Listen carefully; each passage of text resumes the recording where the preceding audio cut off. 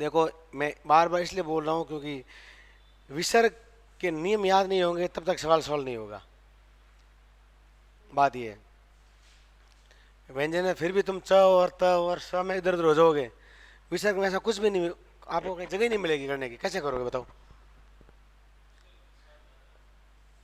बात ये है, तो ये सवाल तो इन्हीं में से आना है, कोर नियम में से ही सवाल तो इसके अंदर से आना है, लेकिन ये है कि याद होना जरूरी, बहुत जरूरी बात। अब देखो बात करते हैं आगे थोड़ी सी।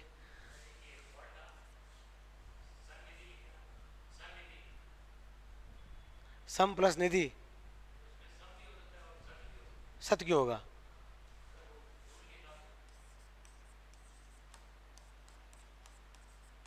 ये वाला शब्द है।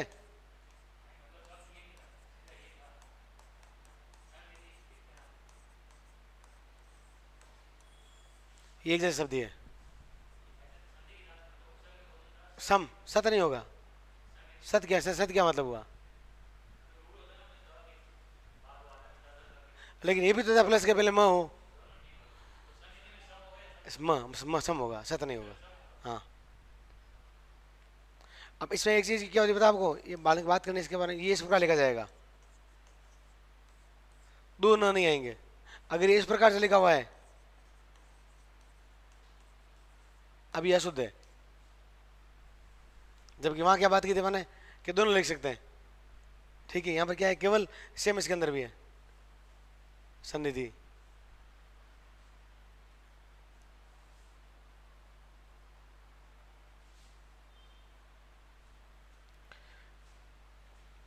अब देखिए, अगला टॉपिक है अपना, वो है वाक्य।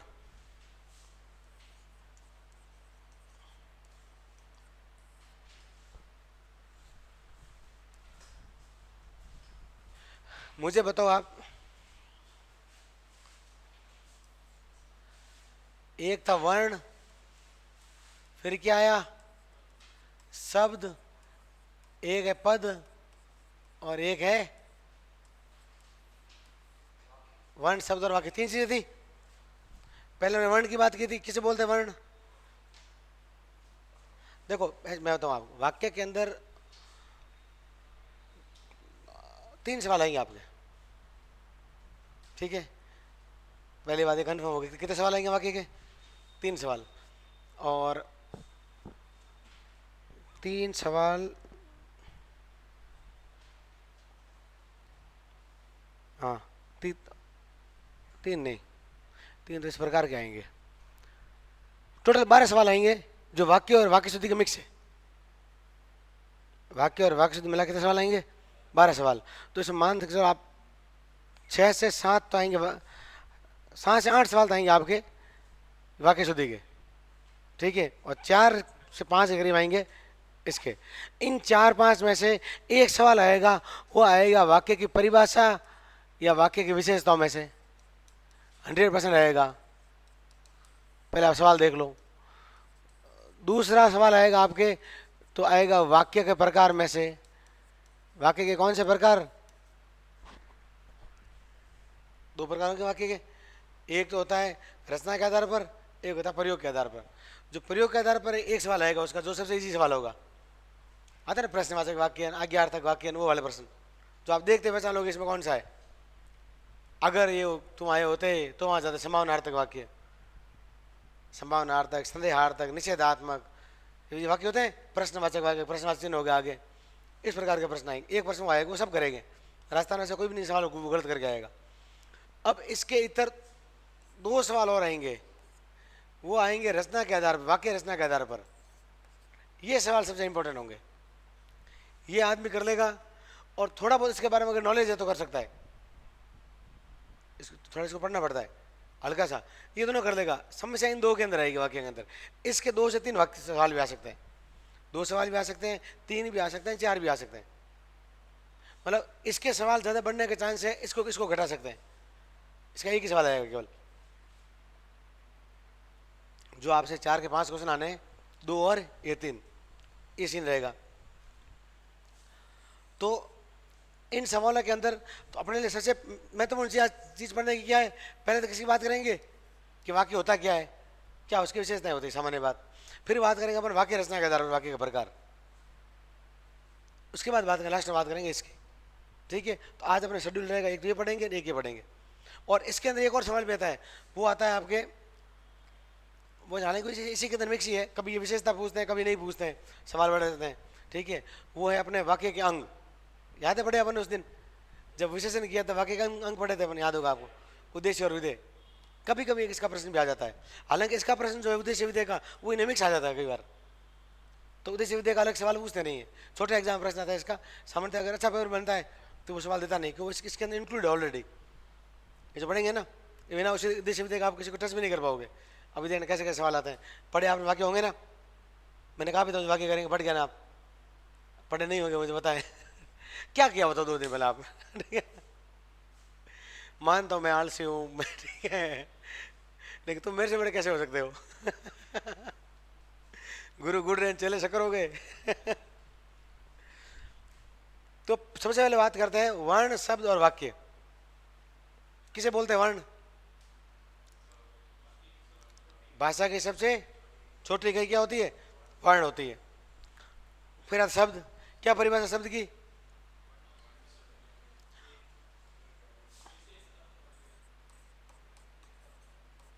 वर्णों का कैसा समूह? जिसका कोई कोई क्या होगा? अर्थ होगा। पद क्या होता है? होता शब्द ही है, लेकिन उसका प्रयोग अगर वाक्य वाक्यांश में हो जाए, मतलब विभक्ति युक्त शब्द, अगर कारक चिन्ह का प्रयोग हो गया साथ में, तो वो क्या बन जाएगा? पद बन जाएगा। फिर आता है वाक्य। क्या परिभाषा होती है वाक्य की? शब्दों का सार्थक समूह। तो शब्दों का सार्थक समूह देखो फिर,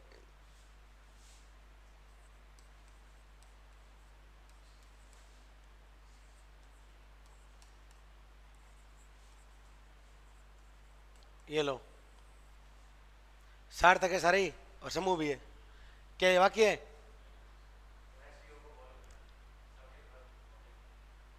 उसको बोलते हैं अन्वय, उसको फॉलो करने वाले। और तो उसको फॉलो करते हैं।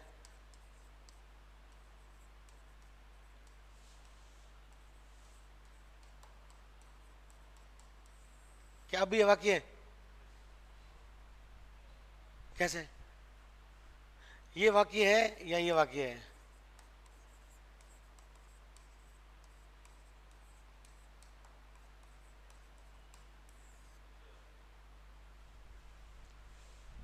ये वाक्य नहीं है, ये वाक्य नहीं है, ये वाक्य है। चलो ये वाक्य तो नहीं है, कैसे आपने कहा सब्जेक्ट वर्ग एग्रीमेंट सही नहीं था इसका, इसका सही है ना? ये वाक्य क्यों नहीं है? देखो ये बात है विशेषता है, वाक्य की परिभाषा, वाक्य की विशेषता है, इसकी परिभाषा है। ठीक है ना? तो मैं जो समझा रहा हूँ ना, इस बात को ध्यान रख लेना आप, चाहे कैसे ही शब्द उठा के दे, कोई शब्द चेंज करके दे, आपको शब्दों में फंसाने की कोशिश करे, वहाँ डरना नहीं, फंसना नहीं। बात ये क्या यार, सर ने तो आस्ती बोला था, या समीपता लिख दिया, समझे आप? आस्ती लिखा ही नहीं, अरे भाई आस्ती का मीनिंग है समीपता होता है, वो कहना क्या चाह रहा है वो समझना आपको बाल। ठीक है ना? तो क्या ये वाक्य है? क्या दूर है ना भाई, सही सिस्टम पास पास होना चाहिए। इसमें क्या हो गया? अन्वय। दूसरे में क्या हो गया? आसति, यानी समीपता।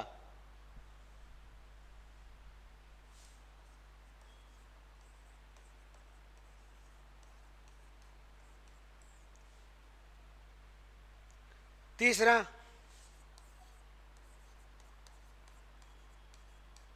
योग्यता। वाक्य कैसा होना चाहिए? योग्य होना चाहिए, व्याकरण तरह से अशुद्ध नहीं होना चाहिए। आसति, समीपता और योग्यता। और चौथी विशेषता होती है इसकी, वो है आकांक्षा। बिना आकांक्षा के, बिना इच्छा के कोई वाक्य नहीं बोला जाएगा।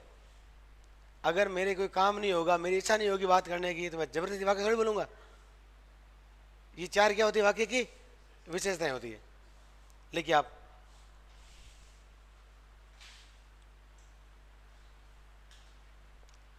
हेडिंग लिखिए वाक्य,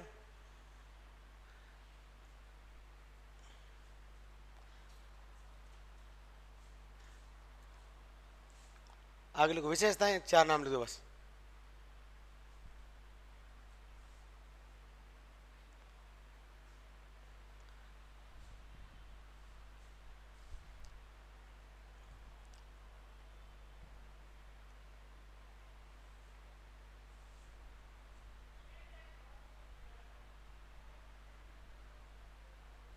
आकांक्षा, इच्छा, अभिलाषा, समझे आप? कैसा भी शब्द उठा के दे, योग्यता, व्याकरणिक दृष्टि संगत हो, समझे आप? किसी प्रकार लिख के दे, वर्णन की जरूरत नहीं है क्या कहना चाह रहा है। ये शब्द इसलिए लिखा है कि ये शब्द अक्सर लिखे आते हैं तो घबरा जाते हैं, आते पता है ये पता नहीं क्या दे दिए। अगर मैं यूँ लिखूंगा ना, व्याकरण की दृष्टि से वाक्य सही होना चाहिए, तो सही बिल्कुल अच्छी बात ही कर रहा है, गलत कहाँ कर रहा है। ठीक है, सारी अच्छी अच्छी बातें आएगी, लेकिन अच्छी बातें अगर इस प्रकार दे दी, कर्ता, कर्म और क्रिया अपने क्या कहते हैं उसको, एक मतलब सीक्वेंस में आएंगे, इस प्रकार वाक्य लिखा गया वो भी सही है। अगर अन्वय, अन्वय भी सही है, अन्वय का मीनिंग वही होता है। ठीक है, ये चार होते हैं इसकी विशेषताएं, अन्वय, आसक्ति, योग्यता और आकांक्षा, मूलतः ये चार विशेषताएं होती है।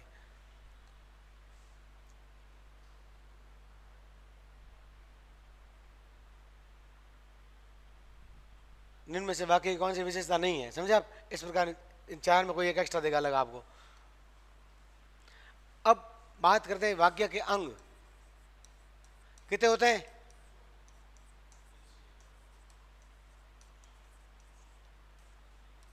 एक उद्देश्य, दूसरा, दो ही होते हैं। बताओ मुझे किसे बोलते हैं उद्देश्य?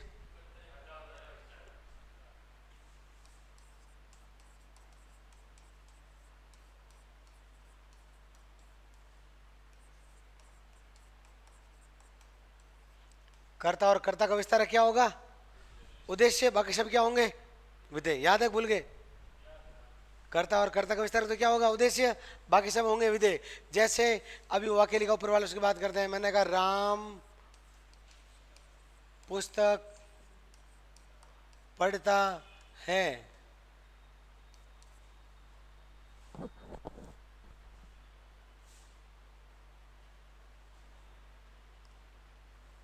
अब बताओ इसके अंदर पुस्तक कौन पढ़ रहा है? कर्ता कौन हो गया? क्या इसका आगे कोई विस्तार और है? नहीं है, तो ये कर्ता कैसे चला गया? और जो फॉलोइंग पीछे बचा वो पूरा क्या हो जाएगा? विधेय। एक ऐसे वाक्य की बात की, एक अपन वो वाक्य पढ़ा उस दिन, राम के बारे में तीन चार आगे लिख देते, अयोध्यापति, शीलवंत और क्या, दशरथ नंदन, श्री राम पधार रहे, ऐसे वाक्य लिखा था। हाँ, तो उसी वाक्य को वापस एक बार, ताकि आपको ऐसे याद भी हो जाए।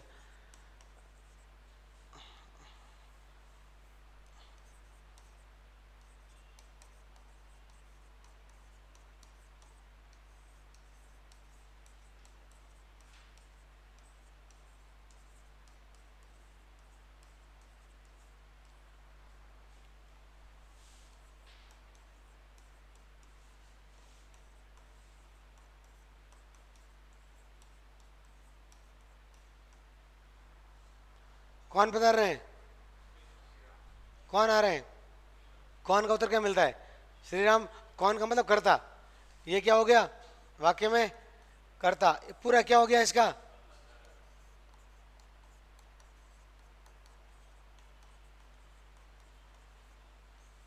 कर्ता का विस्तारक। तो कर्ता और कर्ता का विस्तारक, ये पूरा क्या कहलाएगा?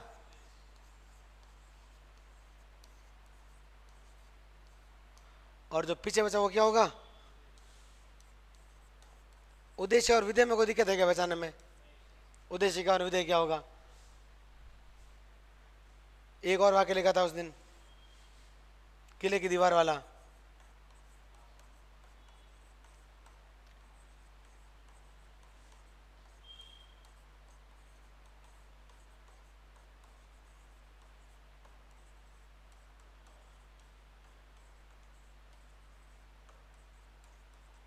अब बोलना मत, ये उतारो और इसके अंदर उद्देश्य और विधेय लगाओ, एक बार देखते हैं याद है, भूल गए। अरे यार, मरता चिड़क पड़ गया एकदम हटामास है। कहीं होने को नहीं यार, मैं कभी आज तक नहीं, पहली बार कौन पड़ी।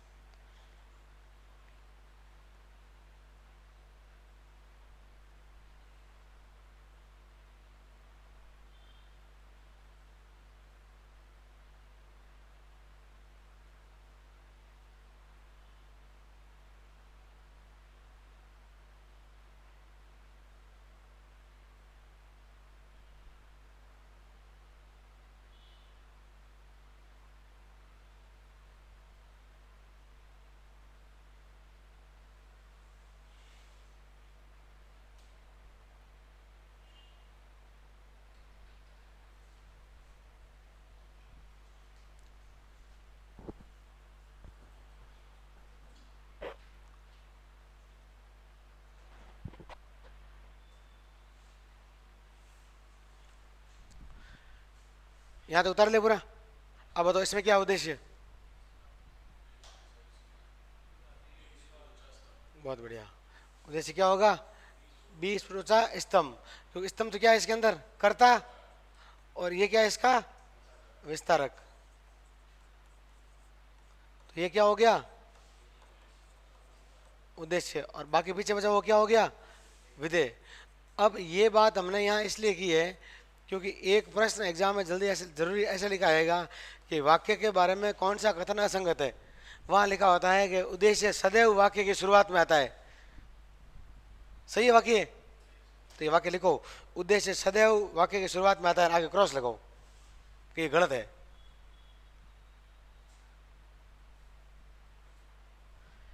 उद्देश्य सदैव वाक्य की शुरुआत में आता है। अगर सामान्यतः लिखा हुआ है तो कोई गलत नहीं है, नहीं समझे आप। सदैव लिखा है, हमेशा लिखा है, उद्देश्य सदैव वाक्य की शुरुआत में आता है, इसमें लगाओ क्रॉस। ये वाक्य अशुद्ध है ऐसा लिख दो आगे, ये वाक्य अशुद्ध है।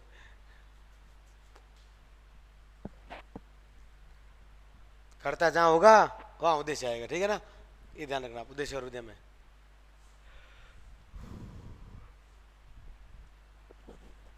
बढ़े आगे। अब आप थोड़ा समझना है इसको अलग तरीके से, ठीक है। किताब में आपने पढ़ा है उसको साइड में रख के, और एक एग्जाम की दृष्टि से पढ़ते हैं क्या चीज होती है वाक्य की रचना के आधार पर वाक्य, ठीक है। अब देखो तीन प्रकार के वाक्य होते हैं। एक होता है सरल या साधारण वाक्य,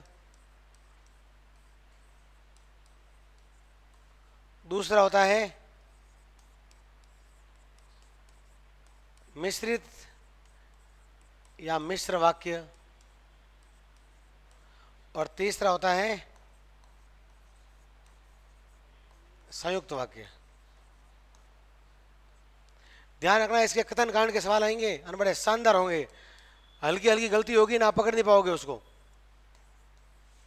चलो बताओ साहब, किसे बोलते सरल वाक्य।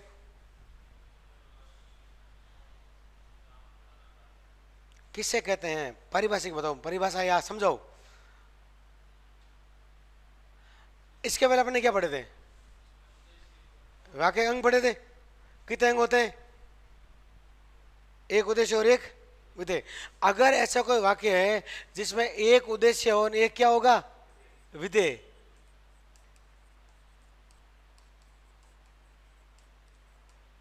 वो क्या होगा, भले ही दो लाइन का वाक्य क्यों नहीं हो, उद्देश्य कितना होगा उसमें और विधेय भी कितना होगा इसमें एक, वो हमेशा क्या होगा सरल वाक्य। जैसे मैंने पीछे देखा था अयोध्यापति शीलवान, इतना बड़ा एक उद्देश्य एक विधेय था, तो वाक्य कैसा हो गया। अब विधेय एक ही है, ऐसा नहीं कि सर विधेय दो अलग अलग जगह आया, विधेय वो एक ही है। अगर बीच में कोई कंजक्शन आ रहे हैं, समुच्चय बोधक अव्यय आ रहे हैं और उनको अलग कर रहे हैं, तब किसकी बारी आती है, मिश्रित और संयुक्त की। मतलब ये है कि मिश्रित और संयुक्त के अंदर उद्देश्य एक से अधिक होंगे या विधेय एक से अधिक होते हैं। अब देखो कैसे, मिश्रित में क्या होगा, दो वाक्य होंगे,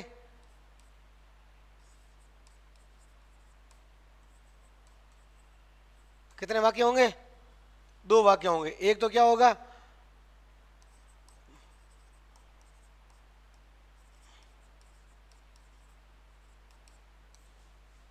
और एक क्या होगा आश्रित उपवाक्य।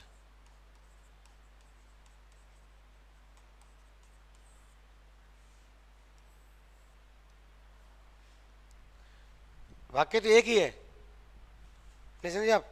उस एक वाक्य के अंदर दो अलग अलग आ रहे हैं, दो मतलब एक उद्देश्य एक विधेय, एक उद्देश्य और एक विधेय, समझे आप। इधर देखो और समझोगे आप, सरल प्लस सरल बराबर संयुक्त, वन प्लस मतलब उद्देश्य विधेय, ठीक है ना। सरल प्लस सरल क्या हो जाएगा, संयुक्त हो जाएगा। अगर दो सरल वाक्य आ रहे हैं, राम विद्यालय गया और मोहन खेलने गया, दो अलग अलग वाक्य, दोनों की अलग प्रॉपर्टी है, दोनों पूरे आपस में, तो वो क्या होंगे, दो सरल वाक्य। और चूंकि दो जब अलग अलग वाक्य आएंगे उनको उपवाक्य बोला जाता है, ठीक है। इसको क्या बोलते हैं, प्रधान उपवाक्य, इसको क्या बोलते हैं, आश्रित उपवाक्य। लेकिन वह उपवाक्य जो किस में आते हैं, संयुक्त में आते हैं, जिनको आप दो सरल भी बोल सकते हो, उनको सरल के अलावा क्या बोलेंगे, उसको बोलते हैं समानाधिकरण उपवाक्य।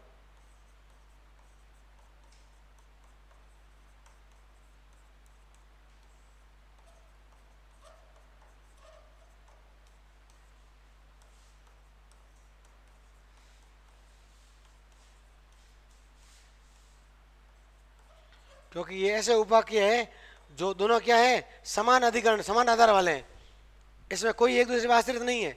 इसमें तो क्या है, ये वाक्य इस पर इंडिपेंडेंट है।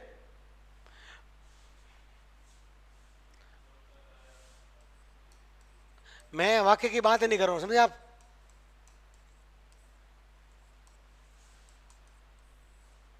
चलो अपने पुस्तक वाले लेते हैं, एक ही वाक्य, ठीक है, एक जैसा वाक्य।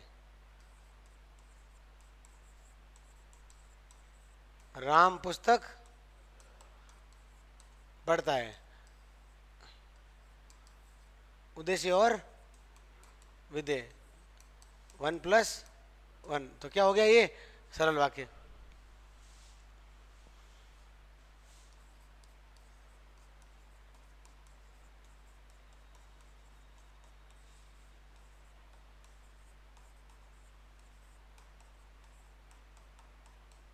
राम ने कहा कि तुम पुस्तक करो, ये की से जुड़ा हुआ है, राम ने कहा।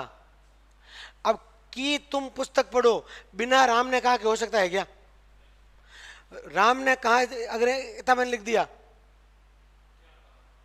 राम ने कहा लिख दिया, तो ये पूरा वाक्य हो गया, राम ने कहा, खत्म बात, उद्देश्य और विधेय। तो वह वाक्य जो बोलता है वाक्य में, जो किसी पे डिपेंडेंट नहीं होता, उसको क्या बोलते हैं, प्रधान उपवाक्य। क्या बोलेंगे,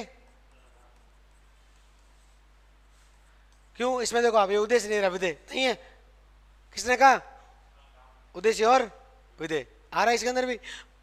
तुम पुस्तक पढ़ो, उद्देश्य और विधेय यहां भी आ रहा है, लेकिन ये इस पे क्या है, आश्रित है, इसको क्या बोलेंगे,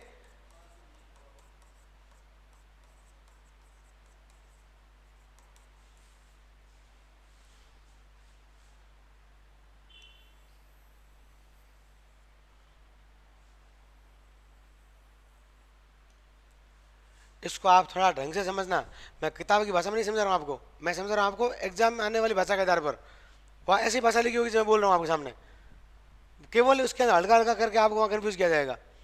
किताब की भाषा में तो मैं अभी 15 मिनट पूरा कर देता आपको, ठीक है, लेकिन वो काम नहीं आएगी अपने वहाँ पर। वापस देखो, एक उद्देश्य होता है, एक उद्देश्य विधेय क्या होता है तो पता अपने को। अगर किसी वाक्य में एक उद्देश्य है, एक विधेय, दैट इज सरल या साधारण वाक्य। यदि किसी वाक्य में एक से अधिक उद्देश्य है, एक से अधिक विधेय है, और एक जो वाक्य है वो दूसरे में क्या है, आश्रित है, तो वो क्या आएगा, मिश्र वाक्य। तो वो क्या होगा, मिश्र वाक्य। ये जुड़ना फिक्स है कि, जो, जैसा, जिसने, इन्हीं से जुड़ते हैं। क्योंकि आश्रित तो वापस 3 प्रकार के होते हैं, वो बाद में बात करें जो भी होते हैं, पहले ये समझो 3 होते क्या क्या है। फिर क्या आता है, संयुक्त वाक्य, जिसमें क्या होंगे, जब दो सरल वाक्य जुड़ेंगे, दोनों अपने आप में पूर्ण होंगे, कोई किसी पे आश्रित नहीं होता है। जो दोनों आपस में जुड़ेंगे तो किन से, और, एवं, बल्कि, इसलिए, कोई भी कंजक्शन में जुड़ो भले, समुचय बोधक, उनसे जुड़ेंगे।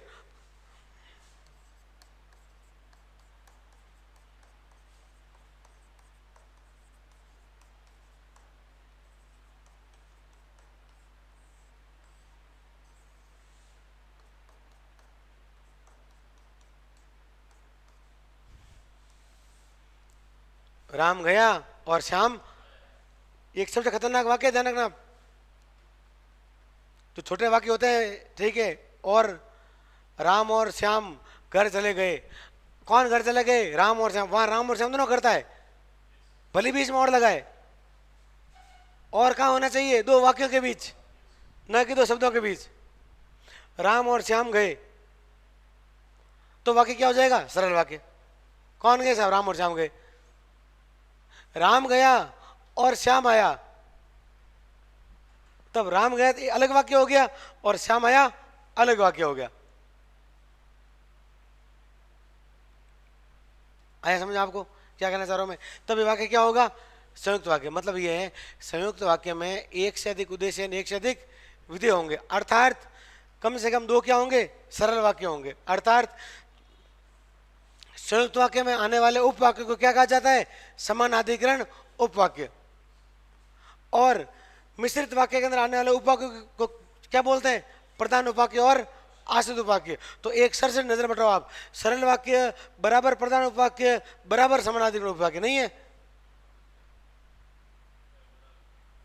जब सरल वाक्य का प्रयोग मिश्रित वाक्य में होता है तब वो प्रधान उपवाक्य कहलाता है। ये लाइन लिखी आती वहां पर, तो कई किताब में लिखी हुई है। सही है ना? लेकिन आश्रित उपवाक्य जो है वो सरल वाक्य नहीं हो सकता है। जब किसी सरल वाक्य का प्रयोग किसमें होता है? संयुक्त वाक्य में होता है, तब उसको समानाधिकरण उपवाक्य कहते हैं। ये लाइन लिखी आती है, कहीं नहीं लिखी हुई किताब के अंदर। कौन सा कथन असंगत है? आप कह रहे हैं यार सरल आश्रित की कराई यारियों की कर हो जाएगी। ठीक है, थोड़ा ये ध्यान रखना इसका। आप वापस देखिए, आप हम बात कर रहे हैं तीन प्रकार, सरल, मिश्रित और संयुक्त। इसलिए मैंने बोला था आपको पढ़ गया ना, जो आप कोई नहीं पढ़ गए हो। मजे की बात ये है। ठीक है, जबकि एक दिन आपको कल एक्स्ट्रा मिला था। मैंने कहा था ना वाक्य करूंगा मैं, पढ़ गया ना आप एक बार, वो इसलिए बोला था। पढ़ते तो वो तो पढ़ने ही थे, वो तो पढ़े हमने इसलिए पढ़ने ही थे। उसके अलावा क्या किया फिर? ये तो मैंने बोला था ना मैं वाक्य स्टार्ट करूंगा, पढ़ गया ना, चलो कोई नहीं अभी टाइम लगेगा, कल भी पढ़ गया ना आप तो भी काम चल जाएगा। देखते हैं आपका, अब जैसे बताऊंगा ना उसके अकॉर्डिंग देखना। वापस आप वापस देखिए, तीन प्रकार के हैं, सरल, मिश्र और संयुक्त। सरल, मिश्र और संयुक्त। एक उद्देश्य और एक विधेय होगा उसको क्या बोलते हैं? सरल वाक्य। जहां एक से अधिक उद्देश्य होंगे, एक से अधिक उद्देश्य होंगे, एक से अधिक विधेय होंगे, मतलब कम से कम दो उद्देश्य और दो क्या होंगे? विधेय होंगे। और एक वाक्य दूसरे पे क्या होगा? आश्रित होगा, वो क्या होगा? मिश्र वाक्य। एक लिखा था मिश्र वाक्य तीन प्रकार के होते हैं। कौन सा कथन असंगत है? मिश्र वाक्य तीन प्रकार के होते हैं। सही है ना? मिश्र वाक्य, अरे भाई आश्रित उपवाक्य तीन प्रकार के होते हैं, मिश्र वाक्य नहीं होते हैं। ये पूछा वर्ष एग्जाम के अंदर और लोग गलत करके आए। सही है ना यार? अरे भाई सही है, ये नहीं है। ये तीन प्रकार के हैं जिनको संज्ञा उपवाक्य, विशेषण उपवाक्य और क्रिया विशेषण उपवाक्य कहते हैं। ये तीन प्रकार के, ये जो की से जुड़ता है वो संज्ञा उपवाक्य होता है। समझे आप? वापस देखिए, अभी हम केवल इतनी सी बात कर रहे हैं, इसके प्रकार की बात अपन कल करेंगे, जब तक यहाँ तक अपना पूरा नहीं होता है। ठीक है, अब इसके आगे एक चीज़ और बताऊँ मैं अभी। ठीक है, वो भी इंपॉर्टेंट चीज़ है। तीन प्रकार है, सरल, मिश्र और संयुक्त। यहाँ तो कोई दिक्कत नहीं, पहले इसको तो आप ऐसे एक बार, फिर मैं आपके सवाल दागता हूँ। अभी देखो कैसे।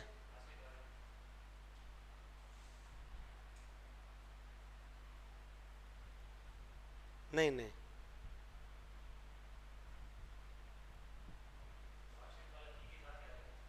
की के साथ आएगा, बिना की के तो नहीं आएगा।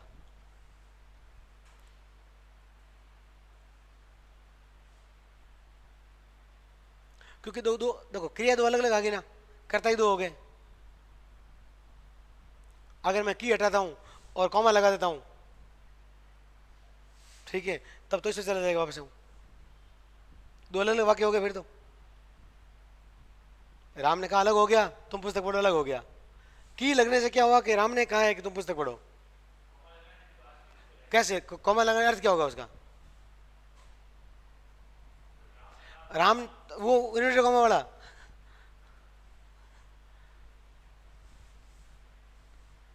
भाई मैंने कहा राम ने कहा, अगर ऐसा कर रहा हूं मैं इन्वर्टेड कॉमा बिगिन, तुम पुस्तक पढ़ो, तो वो उसमें चला, वो अलग आएगा फिर।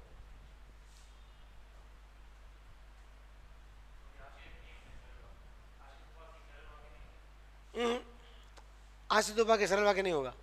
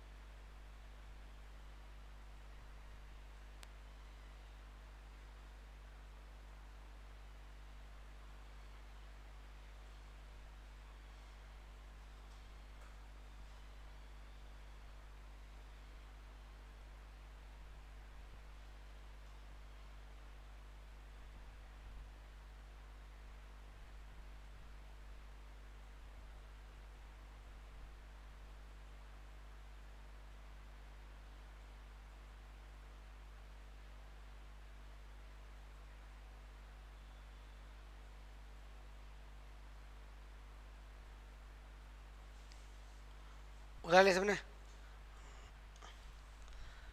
अब देखिए, अभी जो बात की इसके मैं आपको कुछ प्रश्न करता हूँ, ठीक है।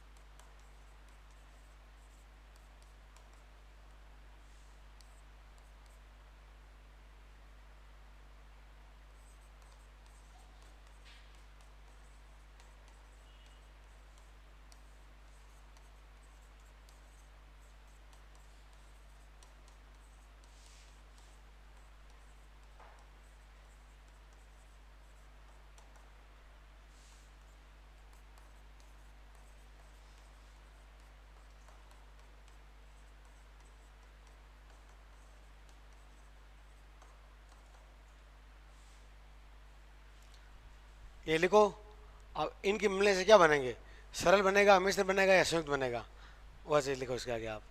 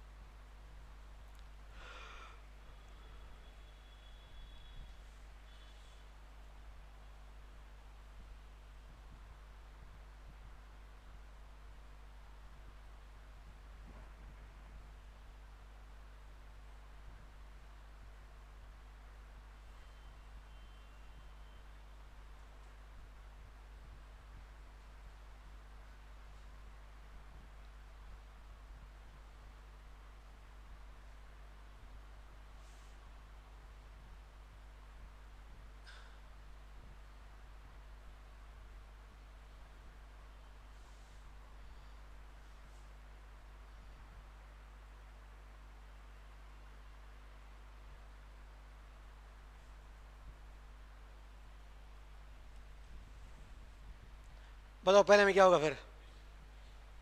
पहले में क्या होगा? जब भी दो सरल वाक्य आ जाते हैं तो क्या बनेगा?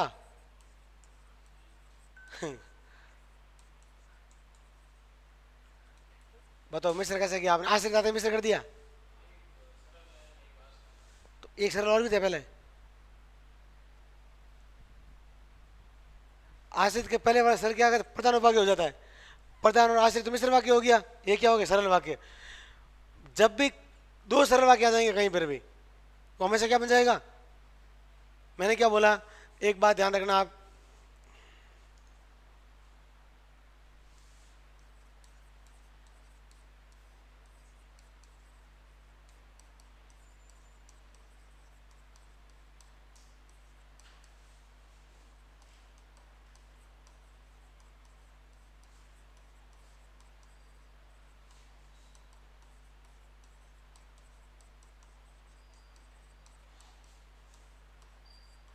इसको लिखो आप एक ऐसे ऊपर, ये चारों सेम है।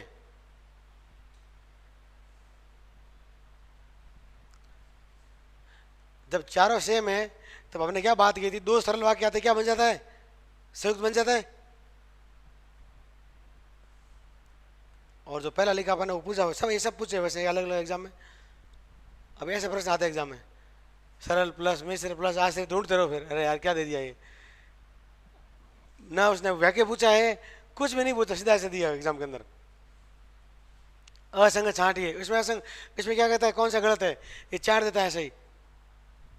देखना एग्जाम प्रश्न, पुराना प्रश्न देखना आज घर जाके आप, देखे वाक्य के प्रश्न आपने नहीं देखे होंगे, देखो देखो यार, मैं ये सोचता हूँ तुम्हें आते हो तो उससे पहले वो चीज़ तैयार करके आते हो जो मैं मेरे को पढ़ा नहीं है ठीक है।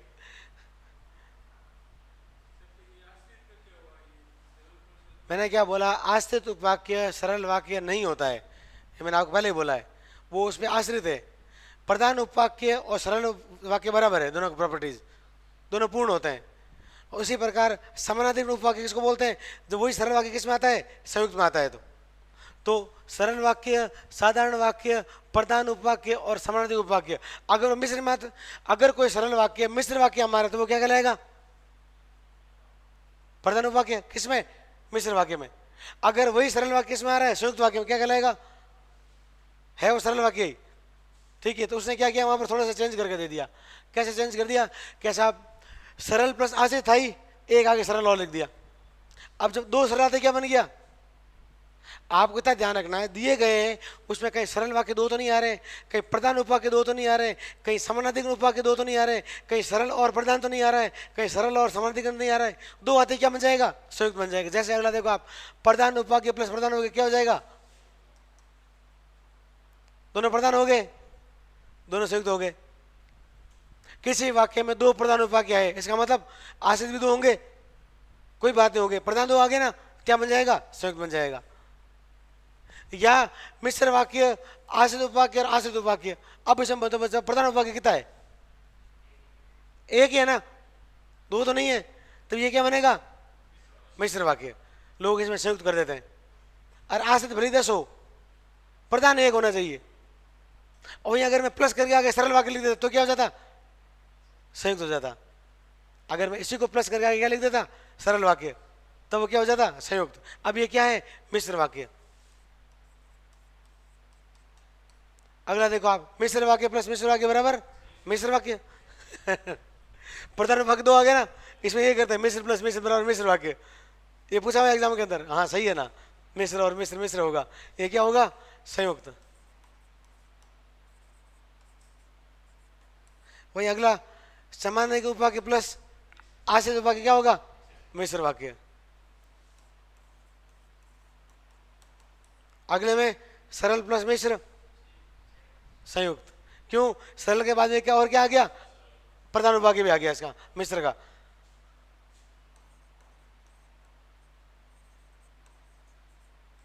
और वही आश्रित उपवाक्य प्लस सरल वाक्य प्लस आश्रित उपवाक्य बराबर मिश्र वाक्य। सरल तो एक ही है। ये बात आपको समझ में आई कि नहीं आई, यहां से 100% प्रश्न आएगा इसमें से, चाहे वो कैसे घुमा के दे ना, वो कुछ भी दे। क्या प्रकाश, बैठा मामला। तो आज अपने जो बात की है वो दो बातें, एक तो अपने पढ़े सबसे पहले वाक्य की विशेषताएं, आपको कल ढंग से पढ़ के आनी वापस एक किताब में से। दूसरी बात की अपन ने वाक्य के अंग, उद्देश्य और विधेय। तीसरी बात की अपने कि भाई रचना के आधार पर वाक्य के 3 प्रकार होते हैं, सरल मिश्र और संयुक्त। इनकी हमने पारिभाषिक बात की और परीक्षा में कैसे प्रश्न आते वो बात की। कल अब बात करेंगे जो आश्रित उपवाक्य है उसके 3 प्रकार है, संज्ञा उपवाक्य, विशेषण और क्रिया विशेषण। वो आप तीनों कल पढ़ के आओगे। सबसे बढ़िया प्रश्न आएगा उन 3 में से आएगा। जो टफ प्रश्न होगा, जो आपको क्या करेगा वहां पर केवल भाषा में, लैंग्वेज में फंसाएगा। ठीक है, तो किस प्रकार का प्रश्न है अपने वहाँ रेडी रहना। तो यहाँ तक आप थोड़ा पढ़ के आना, पहली बात तो। और दूसरी बात रहेगी यहाँ तक के प्रश्न भी आप पढ़ के आओगे एक बार, ताकि देखो सवाल पढ़ोगे ना तो सवाल आएंगे। जैसा भी इसने बोला था कि सर आश्रित उपवाक्य नहीं हो सकता, क्या आश्रित नहीं हो सकता कि तुम घर आओ, कैसे होगा बताओ आप। भाई कि तुम घर आओ, कि तुम घरों में कोई और वाक्य चाहिए ना, बिना उसके पूरा हो गए नहीं। कि तो कि साथ में उसके अलग से नहीं है। राम ने कहा राम आया और श्याम गया, तो और अलग है इसमें। राम आया हटते ही और हट जाएगा, नहीं समझे आप, वह चीज है। तो ये ध्यान रखना। और आश्रित उपवाक्य सरल वाक्य सेम नहीं होते।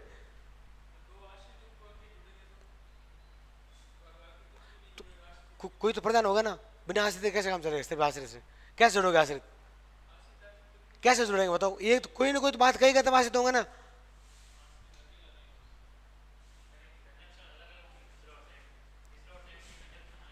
हाँ, कंजक्शन तो मैंने इसमें संयुक्त में ही होते हैं। मिश्र में तो संज्ञा से जुड़ती है, की से जुड़ता है, विशेषण से जुड़ता है, और क्रिया विशेषण से। ये चीज है। जिसका उसका जो जैसा नाता है ना बीच में, वो किस में आएगा? उसमें।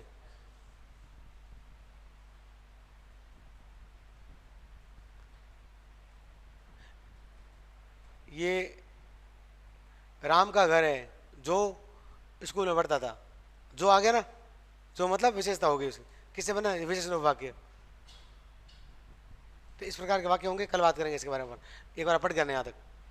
ठीक है, यही प्रश्न है इसके अंदर आने वाले।